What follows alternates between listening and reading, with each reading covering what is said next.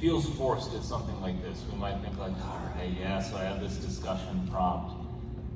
But don't put limits on God. He might tell you that exact thing that you needed to hear, not from whoever has the microphone here, but from the brother across the table from you. Maybe the message refracted through the lens of their experience is actually what is going to stick with you for the rest of your life.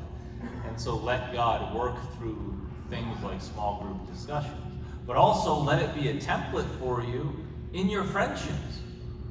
We talk about politics, we talk about sports, we talk about weather, we talk about work. When do we talk about faith? Too often that's the thing we keep to ourselves. Maybe because we're embarrassed. We feel like I'm not good at praying, and so I'm not even going to ask someone else what their prayer life's like. And we miss out on learning how to better pray. Some of the best advice I've ever gotten is from when I asked a brother, man, the rosary's been really, really tough for me. And a brother might say, you know what, I've been trying out the scriptural rosary, and it just like really opened it up for me. Or, ooh, have you read the Meditations on the Rosary by St. Josemaria Escrivá? And you can share what's been working for you. So I hope that what this day is today is more of a template for life, rather than just a cool experience that I had that one day and I can't wait till next year when I get to focus on my faith again. So I had given the questions that they had asked for the first talk. And maybe instead of having it in small group discussion, you could have it in that intimate conversation with the Lord in adoration. Because sometimes there, like, I'll admit, I get uncomfortable in silence with the Lord very often. Because sometimes you just feel like you're sitting there and you're not doing anything. And we men, we love to be doers and fixers. And if there's a problem, we're gonna find a solution to it. And sometimes in adoration, it feels like empty time. Like, oh, okay, so I'm sitting here and I don't even know how to pray. And then the voice of the tempter can come in. He could say, you don't even know how to pray? You pathetic little excuse for a Christian. And then he gets in there and he says, like, how long have you been trying to do this? And you still don't know how to pray? Oh, you should be embarrassed. You shouldn't even try. You should get distracted and go do this other thing. But here we have a chance together to pray. And what's good in prayer is to realize if you do nothing else but just be with God during that time, mission accomplished.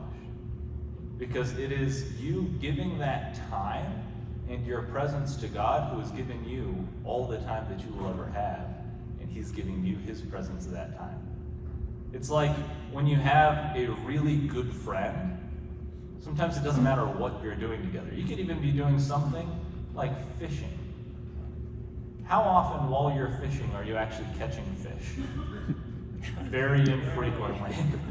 Usually you're just sitting there doing nothing. You might spend half an hour without a single bite and not even saying a word to each other. And you might think, life is good. I like this. Well, that's what the Lord wants to have in your prayer, to where you can sit in his presence and not have to fill it with all sorts of words or devotions. That's good. Sometimes it helps us. But even just sitting there being bored with Jesus is still you offering your presence to him who is offering his presence to you. But today I would ask you, in addition to that, in addition to whatever singing we may have, whatever devotions, to maybe think through and pray through some of these discussion topics with the Lord.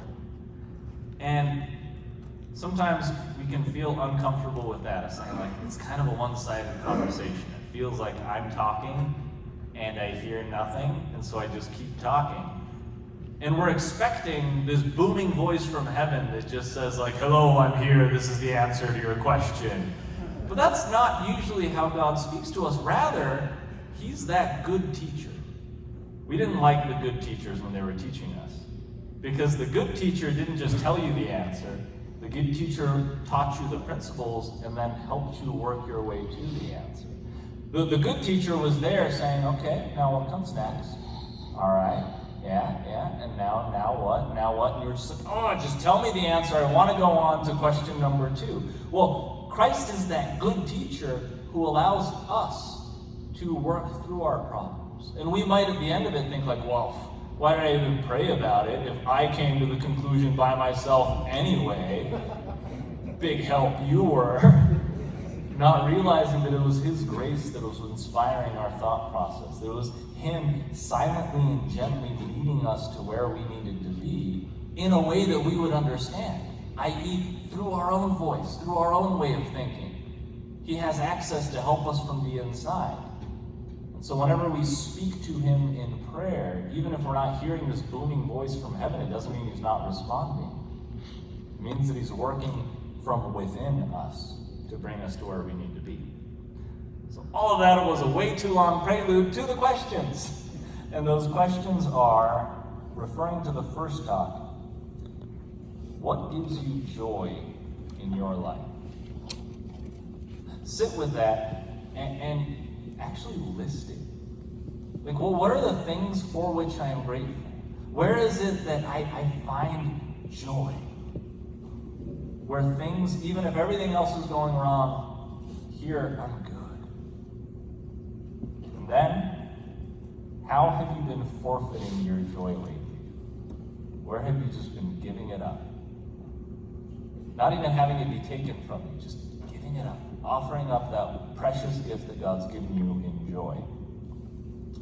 Then what is one thing you can do this week to recapture the joy God wants you to have? This week, something concrete. What is one thing that you can do? You might not be able to do all the things, but you can do one thing this week. And then finally, what is one thing you can do this week to draw closer to that source of strength and cause for joy that you had in the Eucharist? What is one habit that maybe you can begin to try to build? So what gives you joy? Where have you lost your joy? What can you do to recapture your joy? And what can you do to grow closer to God in the Eucharist? So, happy praying.